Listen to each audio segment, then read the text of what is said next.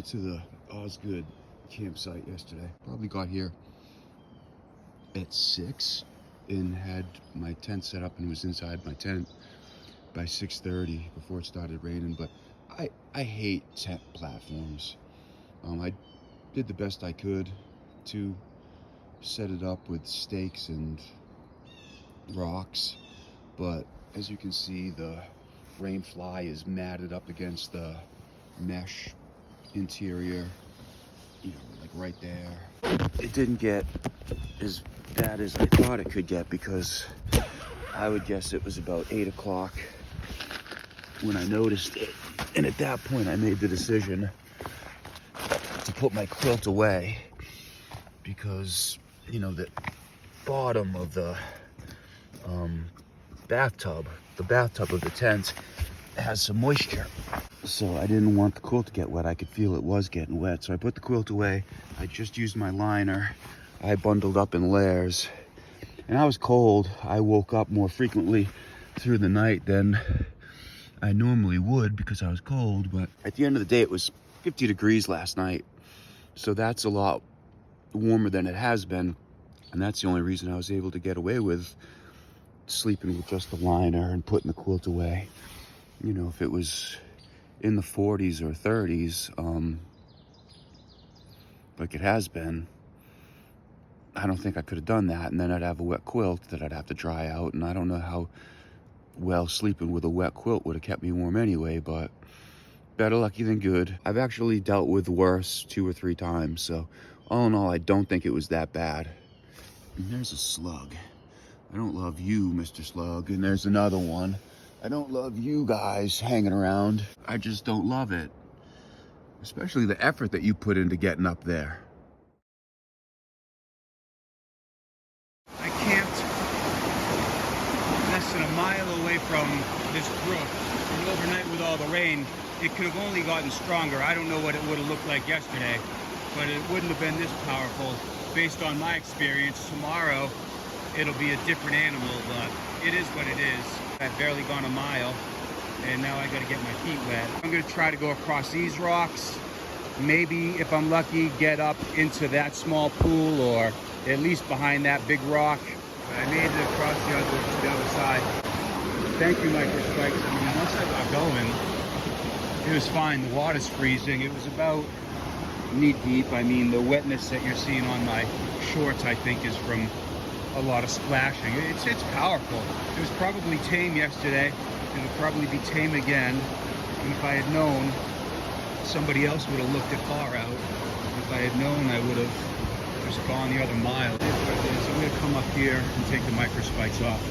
The worst part is I put on my only dry pair of hiking socks, and I mean, I could have taken them off. I just didn't feel like messing around. I guess they didn't have enough wood for 2 bridges, although I am thankful for this one. This does look more powerful over here. Again, not even 0.25 away from the other one, and yeah, I can see why there's a bridge here.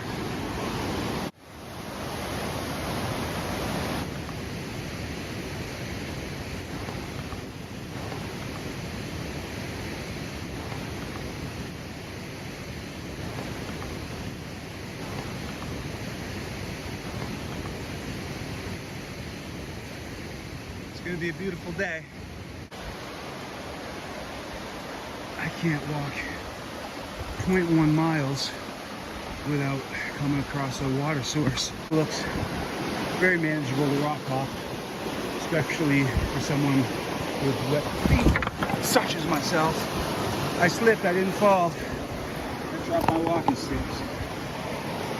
I try not to record and walk at the same time. But I always record and walk at the same time.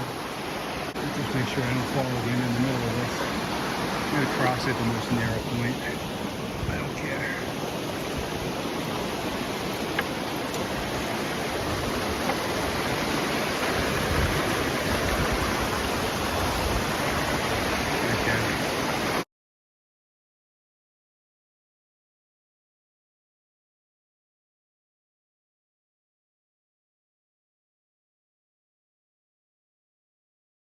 Well, I'm here, and it took me about 3 hours and 15 minutes this morning to get here, so that would put me here at about 8:15 last night, and not knowing whether or not I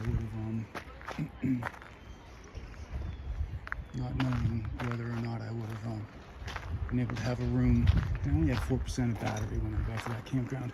I shut my phone off. When I turned it back on, I think I had 12%, but there was just a lot of things working against me, so I wish I got here last night, but I didn't. But I'm here now. It's just after 11. I think I'm gonna spend until about 1. It might take me longer, but until about 1. And then that'll give me maybe 6 hours to hike out and get somewhere. So I think this is where the basement is.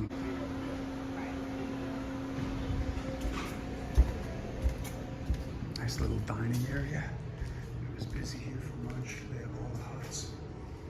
Posters of all the huts up there. So I can tell you, Madison Spring hut didn't look like that when I went through yesterday. Don't know if I'll stay there tonight. I'd like to push past it.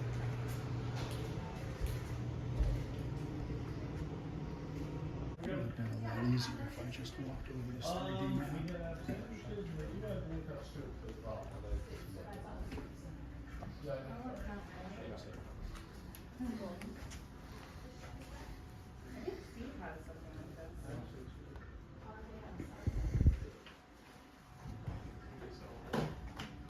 So I'm in the basement of the visitor center. They just don't have laundry, they have everything else our out was talking about. And they had the Darn Tough Exchange, so I finally found a place that'll do the Darn Tough Exchange, and I got another pair of socks to replace the ones that I beat to hell, and to replace the ones that I left behind, my newest pair of socks that I left behind by accident at Saco River. Pinkham Notch was a really good stop for me. I'm starting to pack up already.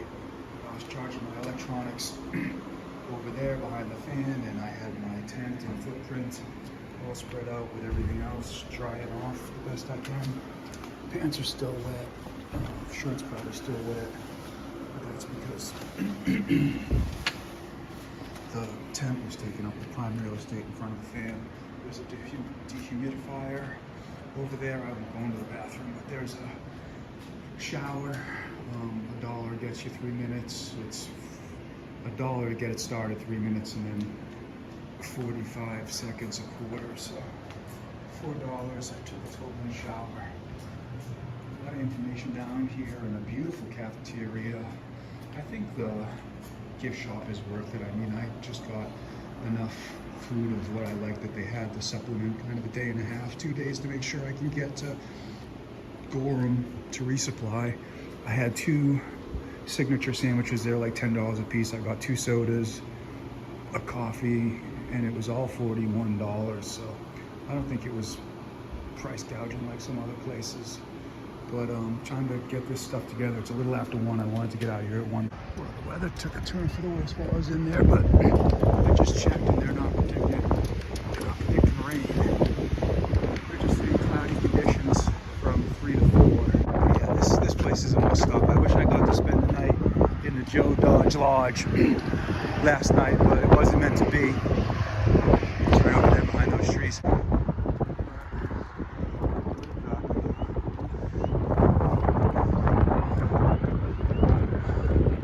Morale is at an all-time high. Appalachian Trail. Back on trail. Got in around 11, it's about 9:30, so 2.5 hours, well worth my time. That cloud's not gonna go anywhere. I feel like NASCAR race car driver. Just pulled in for a pit stop. I'm ready to go. I'm interested to see what this up is like, because the down coming into Pinkham Notch wasn't bad. You know, obviously you'd have to go up it, but it wasn't. The top was more rocky and rooty. It was a nice cruisy mile at least. Lost Pond, Wildcat Ridge, Carter Notch Hut. Don't think I want to stay at Carter Notch Hut, but that's about 6. And at 1 mile per hour, that's how much time I have. Hopefully I go 1.5 miles per hour. We'll see what I can do. I've got about 5.5 hours, give or take. nature at its finest. Yeah, my belly's so full and my morale's so high. I'm just gonna enjoy the rest of the day. I'm not gonna worry about miles. I'm either gonna set myself up for an easy day or have a harder day tomorrow.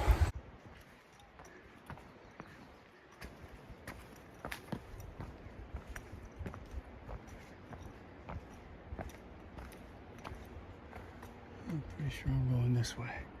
But it looks like you can make your way over there. I guess just to access the pond. I don't know why I'm whispering. Revegetation area. This must be a popular place, this one. It's only in the high 50s today.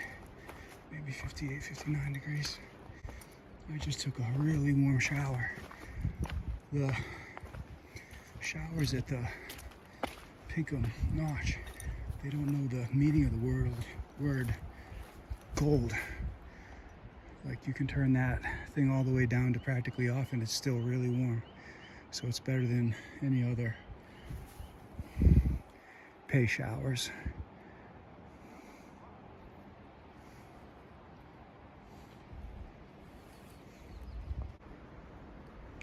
It was fun while it lasted. Back to climbing. And there's Mount Washington.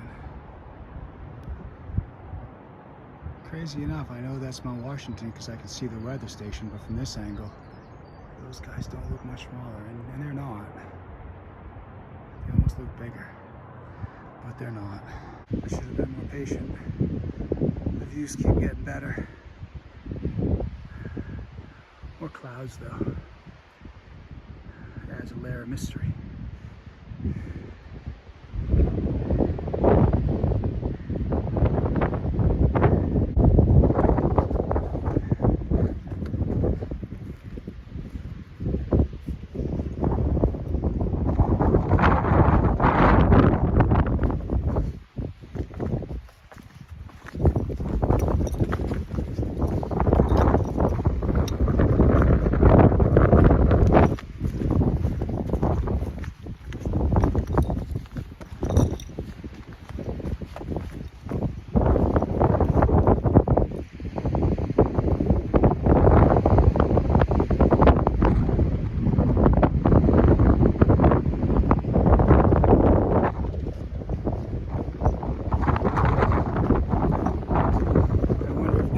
Open like Bromley or not.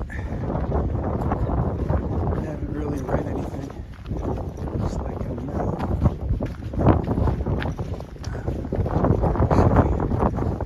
You have to go behind the ski patrol building to go up the trail.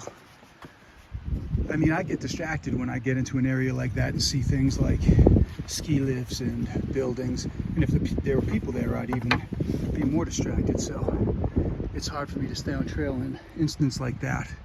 But what a curveball. Who would have guessed? I mean, you could have read the description of far out, but who would have guessed you go behind the ski patrol?